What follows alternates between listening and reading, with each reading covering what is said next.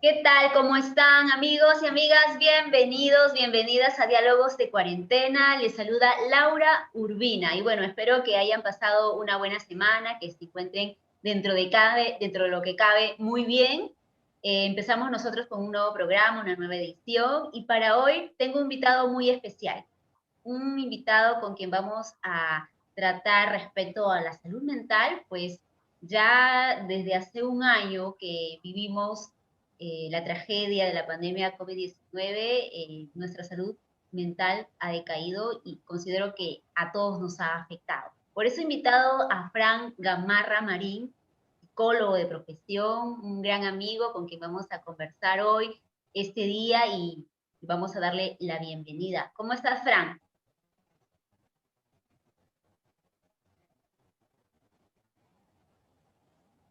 ¿Qué tal, Laurita? Qué gusto estar aquí, conversar, dialogar acerca de lo que es el problema. Muchas veces algunos creen tan, digámoslo así, no tomado en cuenta, ¿no? Por la sociedad, como es la salud mental, ¿no? Y cómo es el impacto también de la salud mental para la recuperación del paciente, ¿no?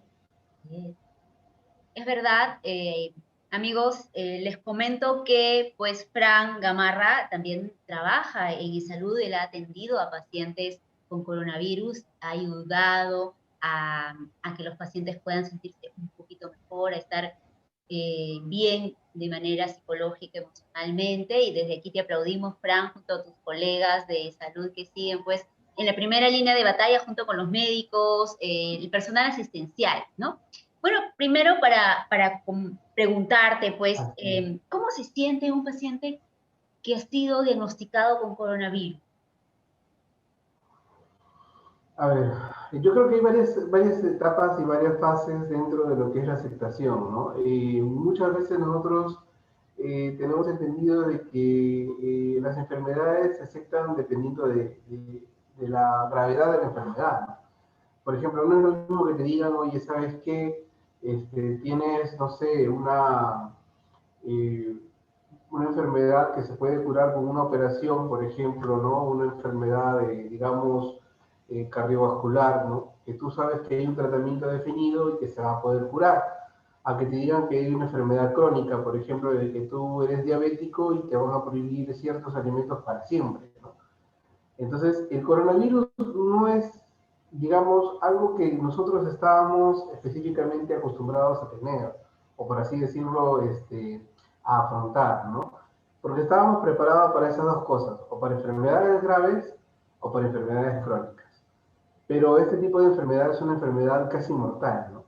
Para muchos de nosotros podría significar el fin de nuestra existencia y para muchas personas podría ser una segunda oportunidad de vida. Como para también otras personas lo pasarían simplemente con algunos pequeños síntomas muy leves y algunas personas pues totalmente sintomáticas, ¿no? Entonces yo creo que el proceso de la enfermedad va cuando uno comienza a tener los síntomas, ¿no? Y va aceptando y va autodiagnosticándose, ¿no? Y la primera conjetura que uno se hace es, ¿tendré el coronavirus? ¿Estaré enfermo? ¿Tendré el COVID? ¿No? Y después de eso ya viene el hecho de aceptar, ¿no? Y lo primero que uno hace es lo que mayormente siempre los médicos y todo el personal de salud recomienda, que es no automedicarse, pero es lo primero que nosotros hacemos, ¿no? Sí. O sea, eso es lo primero que vamos. Entonces, y eso es porque justamente hay un problema de salud mental ahí, que es la ansiedad, ¿no? La ansiedad nos conlleva a que nosotros nos automediquemos, ya sea de manera natural o ya sea de manera farmacológica. Por eso también nosotros encontramos que los problemas aquí en hospitalización de COVID se complican más, se agravan. Muchas veces vienen problemas. Muchas veces nosotros no hacemos caso a lo que es ir a un establecimiento de salud. Tenemos miedo, tenemos terror, creemos que nos van a tratar mal, nos da miedo de repente toparnos con personas realmente enfermas y que de repente nos digan a nosotros no tienes nada. Y entonces, y eso también, ese miedo, esa incertidumbre, también es un problema de salud mental. Entonces, nosotros tenemos que darnos cuenta de que el problema de salud mental es casi tan grave como el problema físico. Y es muchas veces el principal cabo suelto que ocurre dentro de una emergencia.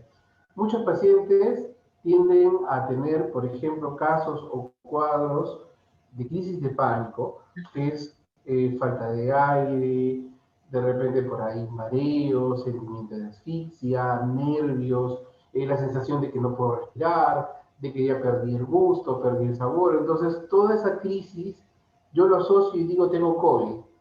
Entonces por emergencia corriendo porque no me quiero automedicar y me sacan mi prueba, todo lo demás y me dicen, usted no tiene nada. Pero como nosotros lo sentimos en el cuerpo, ¿ya? O sea, no solamente está en nuestra mente, sino lo sentimos en nuestro cuerpo, decimos, no, el seguro es lo peor, mejor me voy a un particular. Se van al particular, gastan sus 120 soles, sus 180 soles pagando para que le hagan sus pruebas y también le salen negativos. Entonces, muchas veces eso pasa porque no existe, por ejemplo, en el hospital donde trabajo, y esto no es culpa del hospital, sino esto es culpa ya, digamos, desde la parte central, ¿no? Desde nuestras autoridades, tanto del MINSA como del Ministerio de Trabajo, como desde la gobernación, ¿no? No existe en este hospital, por ejemplo, un psicólogo emergencista, ¿no? Un psicólogo en emergencia, que sería ideal para este tipo de casos, ¿no? O sea, no esperar a que el psicólogo esté de turno para recién derivar ese caso, o decirle, mire señora, ¿sabe qué? Saque su cita mañana con el psicólogo. Entonces, esa persona que viene con una crisis de pánico, tú le dices, saca tu cita con el psicólogo, esa persona va a decir que me está diciendo que estoy loca. Es lo primero que asume. Y Claro, entonces ahí encontramos otro problema más y otra traba más para el tratamiento de este paciente. claro, como tú dices, eh, nos psicoseamos, ¿no? La palabra, entre comillas, cuando Claro. salimos o estamos reunidos, cuando vamos a los mercados, o hemos ido a algún lugar donde se han concentrado gran cantidad de personas, volvemos a casa con síntomas, supuestos síntomas, ¿no? Con fiebre, con calentura, nos da ganas de estornudar, entonces pensamos lo peor. Pero hay que guardar la calma. ¿Qué hacer en esos instantes? ¿O qué debemos hacer según tus consejos, Frank?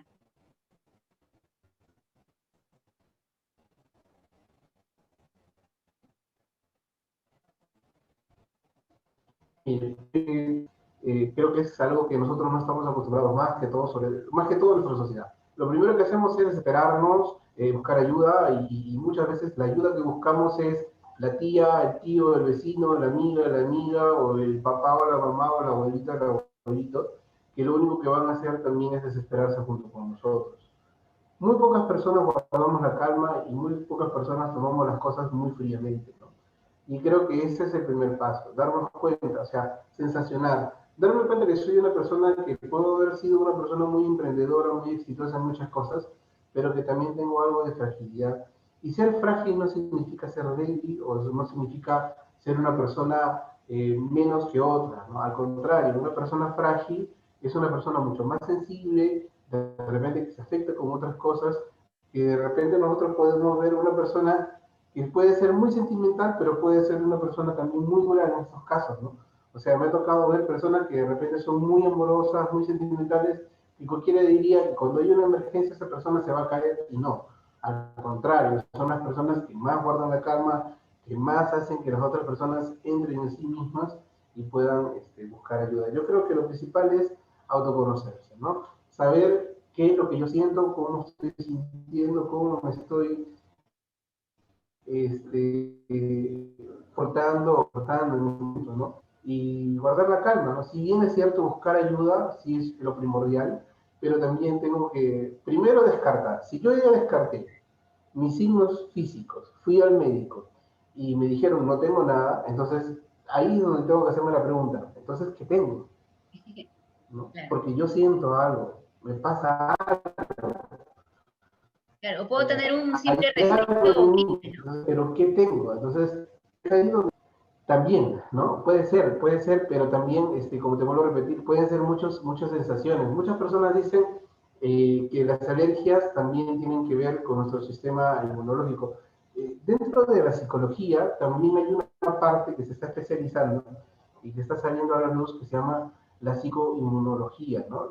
Es psicoinmuno, algo así, creo que no estoy muy al tanto de eso, pero es que tiene que ver mucho con la parte inmunológica desde la parte psicológica, ¿no? O sea, nosotros podemos cuidarnos o ayudarnos a cuidarnos mejor si nosotros estamos preparados para una enfermedad.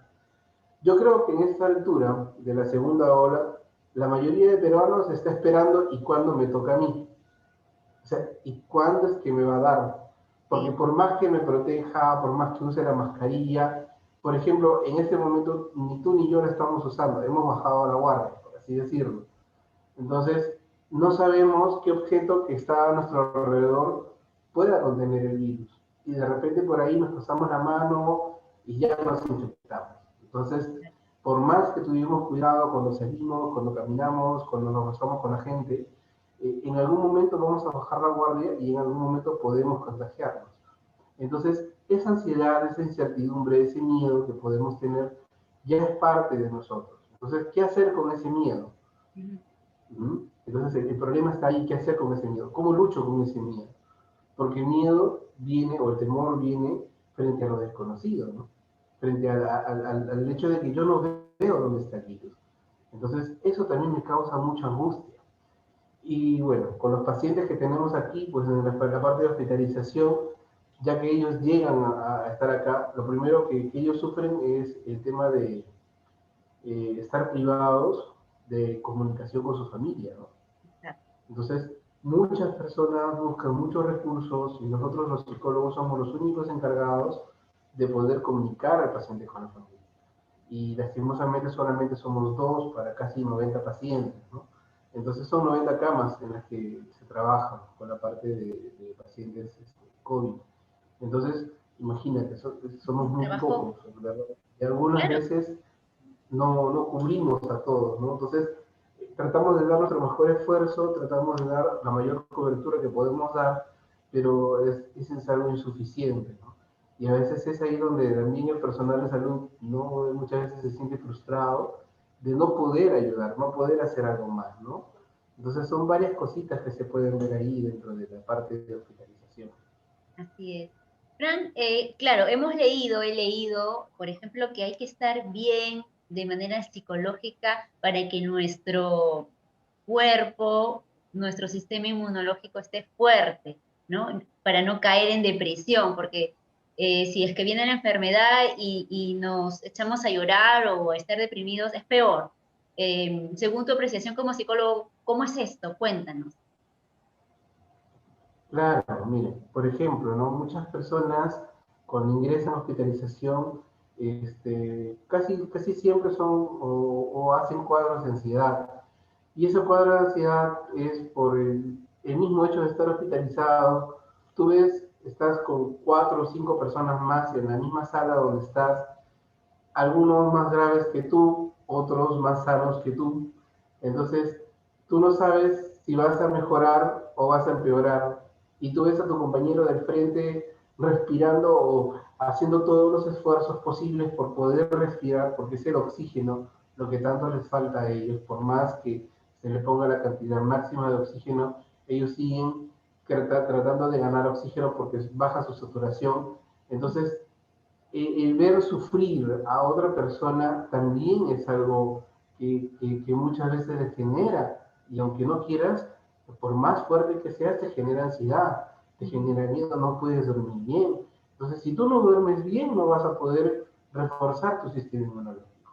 Si tú al momento de estar comiendo, estás comiendo y escuchas que el otro compañero del frente, disculpa por lo que voy a decir, Sí, pero escuchas que el compañero del frente comienza a vomitar, entonces tú te quedas con todo eso y ya se te quita el apetito. Entonces, toda esa ansiedad, esa vida que tú tienes dentro del hospital, por más que las enfermeras, los técnicos, los médicos tratan muy bien a sus pacientes aquí, con todo el amor, con toda la alegría, tratan de llevarle, de sacarle una sonrisita, les ponen algunas veces, por ejemplo, ven a algún abuelito, no, mi chochito, mi bailarín, mi mi otro, entonces le hablan bonito, pero el ver sufrir a tus demás compañeros, incluso ver morir a tus compañeros de cuarto es muy frustrante, es muy chocante, ¿no? Si para nosotros el personal de salud, que entre comillas estamos supuestamente preparados, acostumbrados para esto, se nos es difícil ver partir o saber que una persona por el diagnóstico que tiene, con una saturación de 47, de 54, ya sabemos que esa persona no va a salir de ese cuadro y sabemos que va a fallecer. Entonces tratamos de darle las mejores, por así decirle, tratamos de hacer algo por esa persona para que tenga un buen morir. Tratamos de comunicarnos con sus familiares, para que hablen, para que de repente por ahí tengan, no sé, un último adiós, una forma de te perdono, o perdóname, o de sanar algunas heridas que dejamos nosotros, ¿no? Porque ese vacío que queda es muy grande cuando uno, eh, muchas veces muchas personas dicen, mi papá y mi mamá entró caminando, entró bien, y ahí en el hospital pasó. Es que lo que pasa es que la enfermedad es así de agresiva. Yo he visto personas que han entrado, que han estado sin oxígeno, el primer, el segundo día, al tercer día le pusieron oxígeno porque comenzó a faltarle el aire, a desaturar y todo lo demás, porque el virus es así, es muy agresivo. En 3 o 4 días te puede tumbar, y al quinto día esa persona que entró sin oxígeno está en UCI. Entonces, es muy frustrante, es muy, digamos así, penoso, doloroso, incluso para nosotros, ver esos pacientes, ¿no? Entonces, tratamos de darle el mayor soporte emocional. La familia, ¿no? Nos escribe, nos habla, nos dice, por favor, que veamos, y tratamos de hacer lo mejor posible, pero, como te vuelvo a decir, nos faltan manos, ¿no? Nos faltan manos. Yo estoy seguro que mucha gente como tú, porque te conozco y sé de la calidad de persona que eres, de repente quisiera, ¿y qué puedo hacer para ayudar? ¿O qué podemos hacer para ayudar? Entonces yo creo que lo mejor es esto, ¿no? Es difundir esto, de que las personas entiendan de que esta enfermedad no solamente es una enfermedad que va a dañarte o que te va a dejar secuelas físicas, sino también de manera emocional.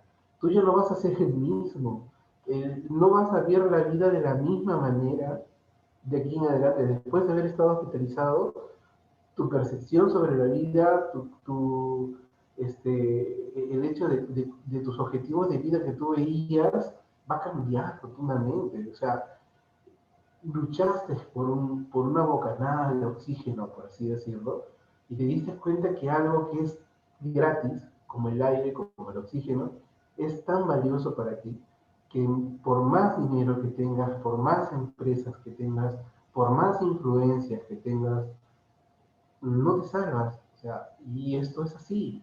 Muchas veces personas que han venido muy recomendadas, lastimosamente han tenido que partir porque su cuerpo no dio para más. Entonces, aquí no se trata de doctor, de que yo tengo que tener esta influencia y que te voy a conocer y que esto y lo otro, porque muchas veces piensan que el sistema de salud se maneja de esa manera, pero cuando están acá en la realidad es totalmente distinto. Aquí es la persona la que trata de sobrevivir. Los médicos tienen protocolos, siguen protocolos, hacen tratamientos para que la persona pueda salir de ahí, pero es la misma persona, es su propio sistema inmunológico el que hace que esa persona se levante. Es por eso que tu pregunta es muy importante. Si nosotros nos deprimimos, ¿de qué manera entonces podemos ayudarnos? De ninguna manera. Entonces, es eso lo que nosotros tenemos que valorar. Que a pesar de todo, yo les pido mucho a las familias que me manden videos donde les den palabras de aliento. Es entendible que muchas veces nosotros nos queremos. Hoy, por ejemplo, ¿no? Un hombre mucho más grande que yo, casi, ¿no? Que simplemente al recibir, por ejemplo, ¿no? El video de su esposa, se quebró, o sea, se quebró. Una persona que tú la puedes ver aparentemente físicamente fuerte, ¿no? Físicamente de repente tenía un gesto bastante fuerte, ¿no? Bastante real, ¿no? Por así decirlo. Hola, mi amor, dijo su esposa, el hombre se vienen lágrimas, ¿no? Y no podía hablar, estaba muy emocionado. Entonces yo le decía, es que te aman. Muchas veces no valoramos, no valoramos a la persona que tenemos hasta que nos hace falta. Y eso es algo que tenemos que cultivar. Sí. Sí, la cuarentena nos ha hecho ver eso también. Claro, sí, revalorar a la familia, a la persona que tenemos al lado, a nuestros padres, hijos, ¿no? Nos ha cambiado completamente. Y valorar lo esencial, ¿no? Lo que es el amor y estar con la familia. Y Frank, pero ¿cómo reforzamos nuestra emoción? ¿Cómo reforzar la capacidad para afrontar esta crisis sanitaria? ¿Cómo hacer? ¿Qué consejitos nos puedes dar para ayudarnos a sobrellevar esta crisis? Bien. En primer lugar, yo creo de que nosotros tenemos, eh, miren, hay personal psicólogo muchísimo, pero también hay que tener en cuenta de que no tenemos personal psicólogo, por ejemplo, preparado para este tipo de trabajo, ¿no? Que es, por ejemplo, ¿no? Psicólogos que hayan sido formados o preparados para la parte tanatológica, ¿no? Que es el buen morir, que es para pacientes crónicos, pacientes oncológicos, ¿no? Esos, por ejemplo, esos psicólogos están en Lima. Entonces, acá en Chimbote no sé exactamente si existirán psicólogos con esa especialidad. Entonces, yo creo desde que ya muchas veces nosotros somos tomados en cuenta, y yo lo digo porque no hay, es porque muchas veces nosotros como psicólogos tenemos que pagar nuestras propias especializaciones. Tenemos que pagar y solventar con nuestro sueldo o con lo que tengamos esas especializaciones, mientras que los médicos, esto no es en contra de ellos, sino es como para que el sistema de salud entienda de que el sector salud necesita esta inyección económica, ¿no? Entonces los médicos, por ejemplo, hacen un residentado porque son especialistas. O sea, un pediatra tiene que hacer 3 años de residentado para ser médico pediatra. Entonces, durante esos 3 años de formación, el médico recibe un sueldo y está dentro del hospital, está trabajando en el hospital. Entonces nosotros, yo para ser psicoterapeuta tengo que estudiar 2 años, yéndome a Lima, por ejemplo, a estudiar, pagar yo mi mensualidad, ¿no? En un centro psicoterapéutico y de ahí salgo con esa formación, pero esa formación no me la reconocen.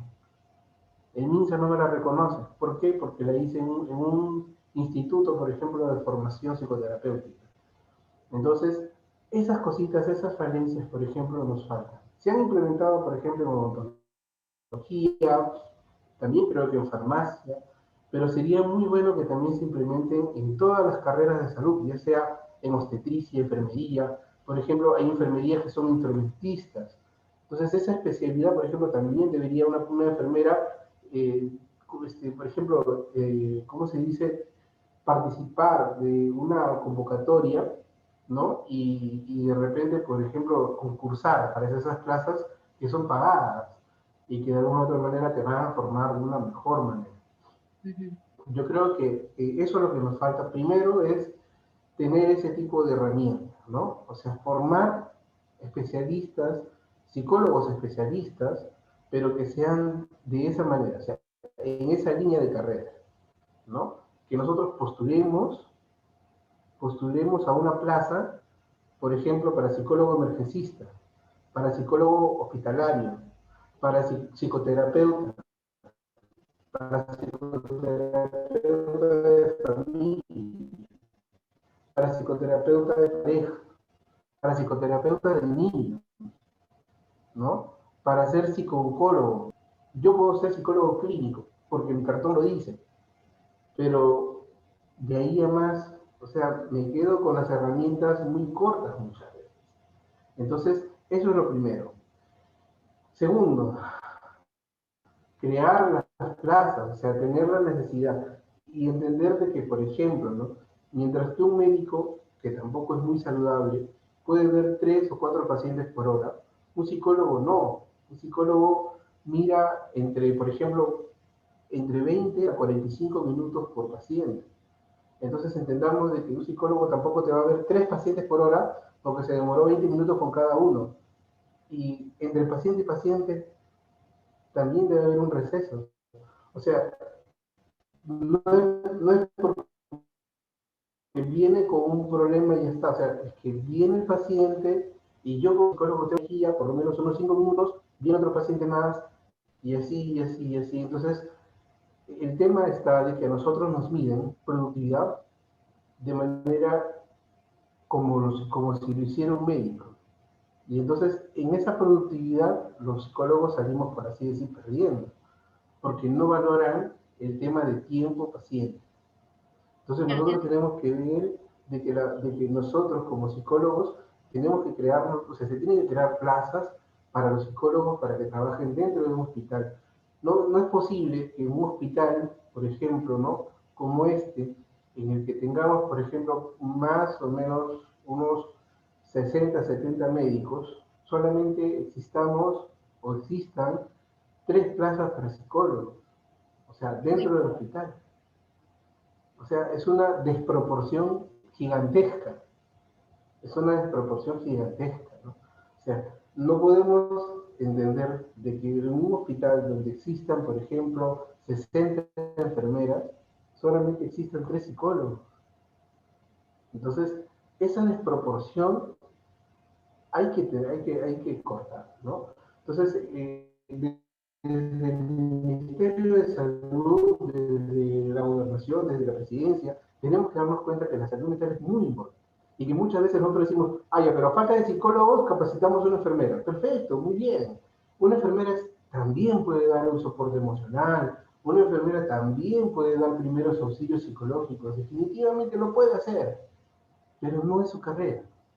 Es como que yo, por ejemplo, también, a falta de profesionales, y lo puedo decir así, yo cuando hice mi serum, lo hice en un lugar, en Huancavelica, Colcabamba, por la zona Brae, entonces donde había falta de profesionales de salud.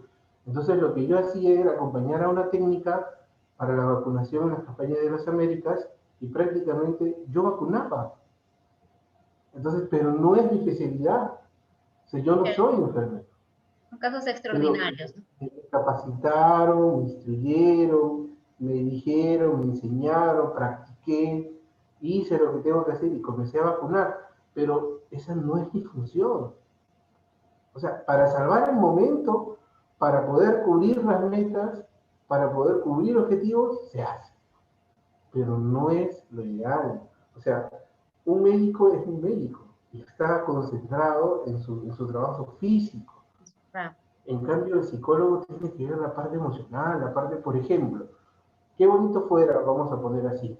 Bueno, no tan bonito, pero vamos a decir, qué ideal fuese el hecho de que de repente, por ejemplo, tú vienes con tu paciente que está grave, lo traes por emergencia, entra tu familiar y tú, ¿dónde te quedas? Te quedas afuera. ¿Qué emociones vienen a ti? Angustia, temor, Claro, miedo. desesperación. Te deprimes porque no sabes lo que le va a pasar o no sabes lo que está pasando dentro con tu familiar. Pero qué bonito sería que venga un psicólogo, se siente a tu lado y te comience a hablar, te comience a decir o comience a intervenir contigo en una conversación, en un diálogo, porque existe la terapia breve, ¿no? Entonces, en un diálogo breve, conciso, armonioso, amoroso, y te enseña a aceptar, porque el psicólogo va a salir con un pequeño prediagnóstico del médico.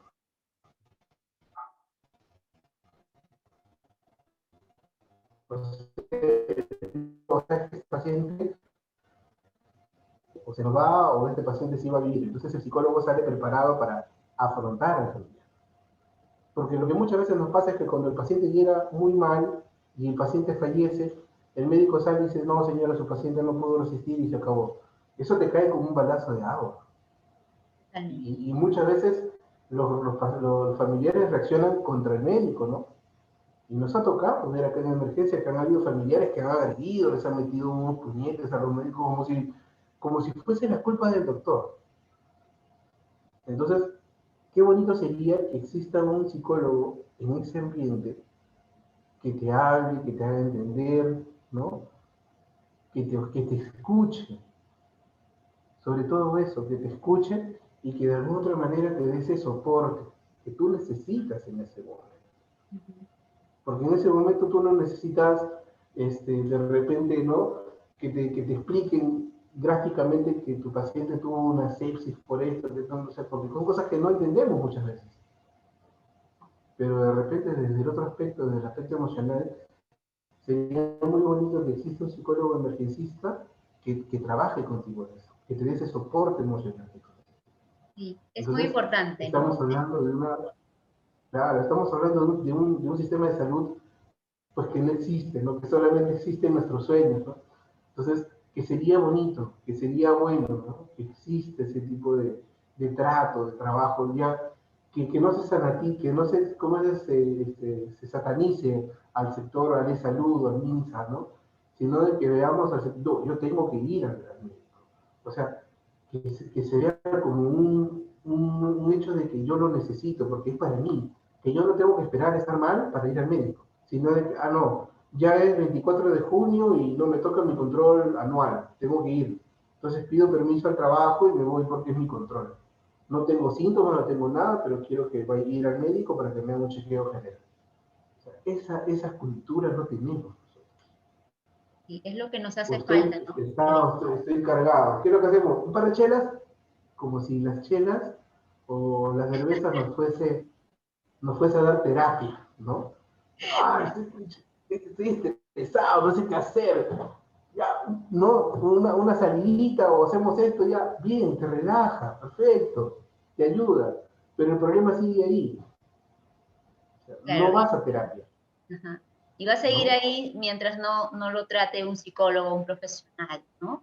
Y claro, las Exacto. autoridades creo que deben poner el foco en nuestra salud mental, que definitivamente va a quedar devastada, ¿no? Va a quedar muy afectada, o ya está quedando, ¿no? Y en algunas familias, sobre todo, que ya han perdido sus seres queridos por esta pandemia, ¿no? La gente que sigue encerrada, que ha perdido sus negocios.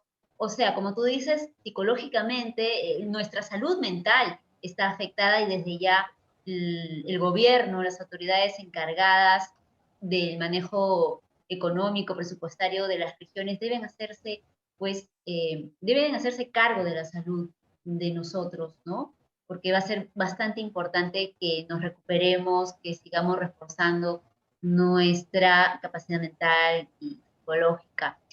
Fran, yo te quiero agradecer por estos minutos concedidos a Diálogos de Cuarentena. Sin embargo, finalmente quisiera que le puedas dar algún mensaje a aquellas personas que siguen luchando por sus vidas, ya sea en un hospital o en sus casas, que están pues muy, muy mal psicológicamente y emocionalmente. ¿Qué mensaje le darías para aquellas personas? Yo creo de que aquí actúan dos cosas, ¿no? Muchos escépticos, muchas personas que de repente no creen ni en el hospital, ni en los médicos, ni tampoco muchas veces creen en la parte de la fe, pero yo creo que son esas dos cosas las únicas que por el momento siempre nos van a mantener a nosotros con vida, ¿no?